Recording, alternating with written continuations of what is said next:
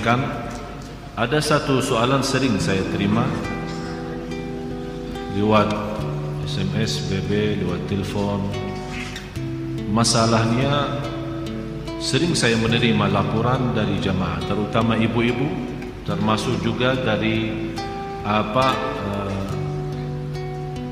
wanita yang belum jodoh ya, belum berjodoh. Masalahnya apa? Merasa tidak tenang. Di rumahnya selalu merasa ada sesuatu berantakan, selalu ada masalah. Sama suaminya ada masalah, sama orang tuanya ada masalah, sama anaknya ada masalah, sama tetangga pun ada masalah. Dan dia berusaha semaksimal mungkin menjaga diri dan melindungi diri dari bermacam masalah, tapi tetap ada saja.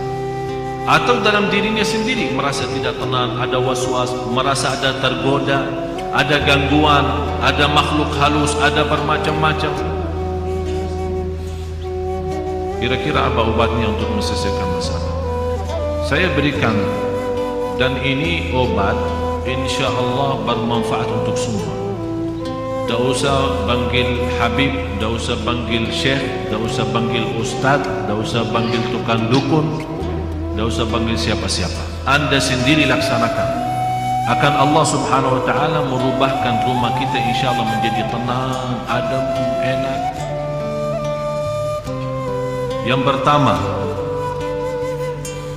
bawakan air dan isi dalam air itu garam. Air itu dicampurin dengan garam dan dibacakan dalam air itu Al-Fatihah 7 kali. Ayat 5 ayat pertama suratul Baqarah. Ayat Al-Kursi 7 kali. 3 ayat yang terakhir surat Al-Baqarah. Lillahi ma fis samawati wa ma fil ardh. Saya ulang lagi. Santai-santai. Masih ada waktu, masih ada.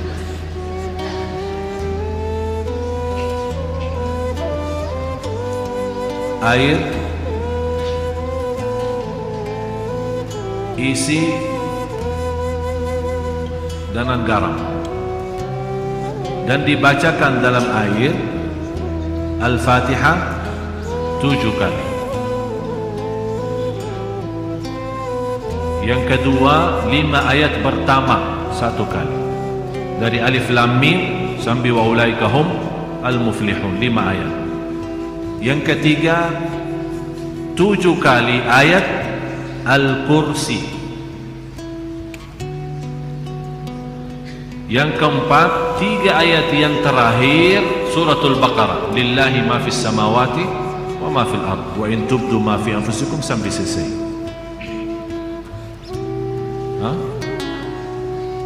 Yang keempat, 3 ayat yang terakhir suratul Baqarah. 284, 285, 286. Kemudian Qul huwallahu ahad 3 kali. Qul a'udzu birabbil falaq 3 kali. Qul a'udzu birabbin nas 3 kali. Kalau Anda merasa masih asing, boleh ditambah air dan silahkan minum. Bisa diminum. Kalau Anda merasa terlalu asing, belum kuat karena garamnya terlalu banyak, boleh ditambahin air.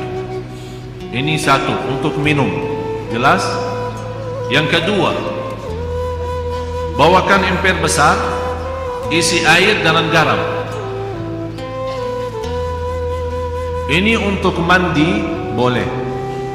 Bapak Ibu, ini serius saya bicara ya.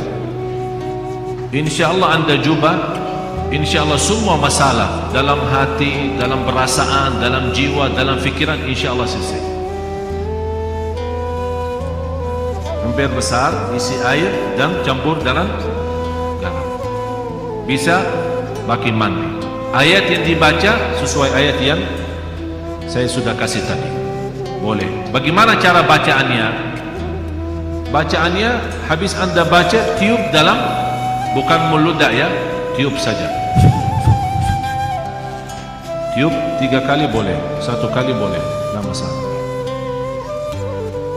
Yang ketiga, berarti yang pertama minum, yang kedua mandi, yang ketiga ember besar isi air dan garam, dan kalau biasa suka bersihin rumah kan, lap-lap, suka lap-lap kan? Hah? Pel? Udah, mulai hari ini kalau pel rumah, bagi air yang sudah tercampur dengan garam. Kenapa? Supaya meyakinkan garam itu di dalamnya ada energi positif, dan syaitan dan jin memiliki energi negatif. Jadi kalau kita bersihin rumah dan lap-lap rumah itu apa, pel rumahnya dengan air dan tercampur dengan garam, syaitan tidak bisa masuk rumah itu. Apalagi kalau kita baca ayat Al-Kursi. Termasuk boleh mencucikan mobil kita, motor kita, boleh dengan bacaan seperti ini. Dan saya sampaikan begini karena sudah berkali-kali ada yang memberitakan soal rumahnya ada banyak masalah, saya tidak tahu apa. Dan mohon maaf, selama saya di Indonesia, mohon maaf ya, orang di Indonesia terlalu banyak was-was. Jadi kalau merasa ada sesuatu, Ustaz, kayaknya ada di rumah apa-apa, padahal tidak ada. Oleh karena itu di Indonesia cepat paling laku usaha tukang dukun. Laku cepat. Seperti ada seorang ibu, kasihan, maksud saya kasihan kalau kita mampu mengobati diri, menamankan rumah kita, kenapa kita minta tolong orang lain? Inilah sudah saya berikan cara, insya Allah aman, insya Allah yakin, dan tidak ada dalamnya syirik. Itu yang paling bahaya. Ada seorang ibu kemarin minta sama saya tolong untuk masuk ke rumahnya, karena habis saya isi tabligh akbar di salah satu daerah di sini di Jakarta tidak jauh, dan dia minta tolong sambil nangis, ibu maaf saya tidak bisa, kalau mau masuk ke rumah berarti semua jamaah minta masuk ke rumahnya. Jadi lain kali enggak, ini saya sudah berapa lama tidak bisa masuk ke rumah saya. Kenapa? Ada banyak hantu. Sambil tolong Syekh datang, barangkali dalam datangnya Syekh terusir ini hantu. Ini juga masalah sebenarnya. Ucapan hal seperti ini, memiliki keyakinan kalau seorang syekh datang hantu bisa terusir, itu sudah punya pikiran salah. Cuma sekarang ini bagaimana saya mengobati masalah ibu ini? Saya terima, saya datang. Terus ibu apa cerita rumah ini? Ceritanya saya pernah didatangi seorang kiai, katanya kiai, katanya. Tapi begitu dia masuk rumah, dia langsung berkata, Bu, di rumah kamu ada banyak hantu. Mulai dari situ saya takut. Jadi saya minta tolong para kiai lain, tidak ada yang mau datang ke rumah saya. Malah saya bertambah takut.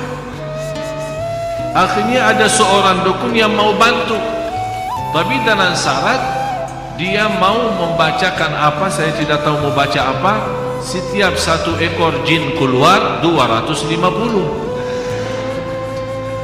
Setuju ibu itu, boleh, tapi saya cuma ada 500.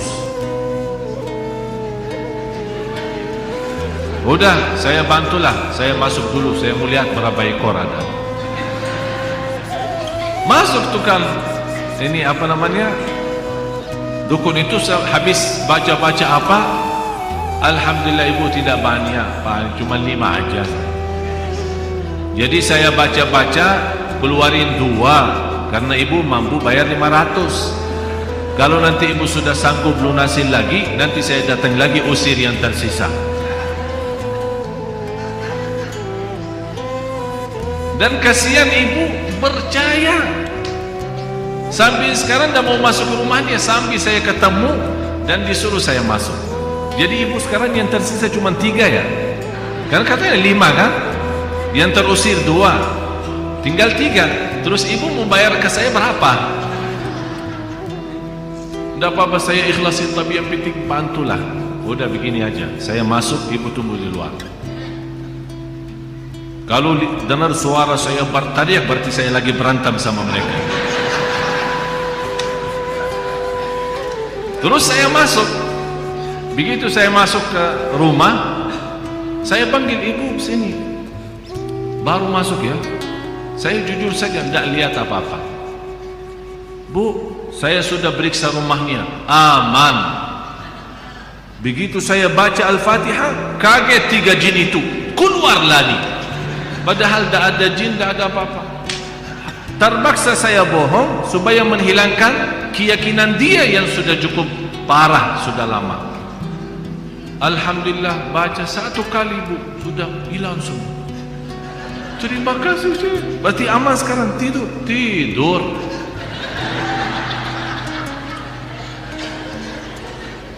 Dan saya kasih obat itu, bagi garam terus yang lain-lain. Terus dia bawakan amplop, lumayan lah. Saya bilang, bu, ini sedekahin ke masjid atau ke anak yatim, bukan ke saya. Itu bukan kerjaan saya.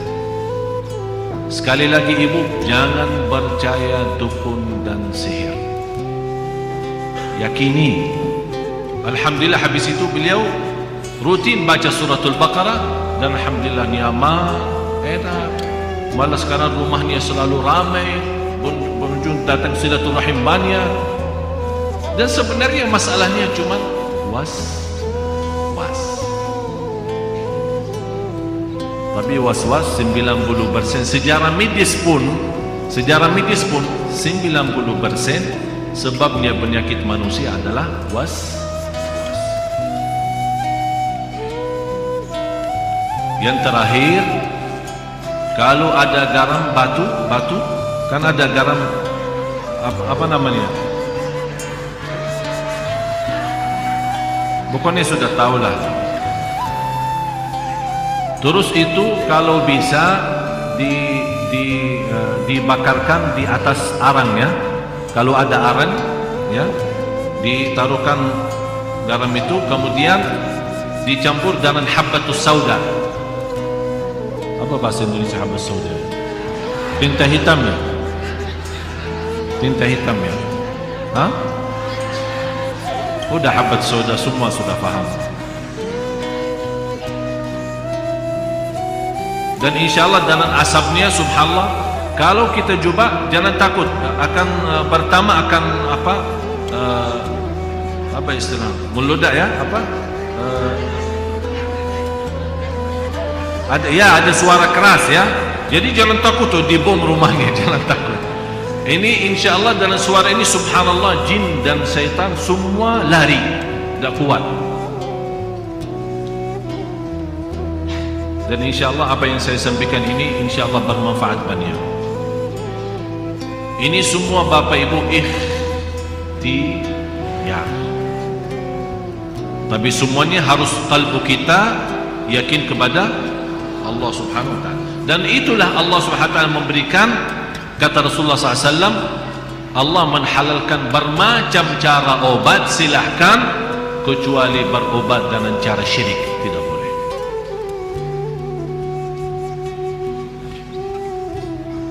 Mudah-mudahan Bapak Ibu berkenan mulai malam ini atau besok pagi kalau lagi mau bersihin rumah, minta sama pembantunya ya,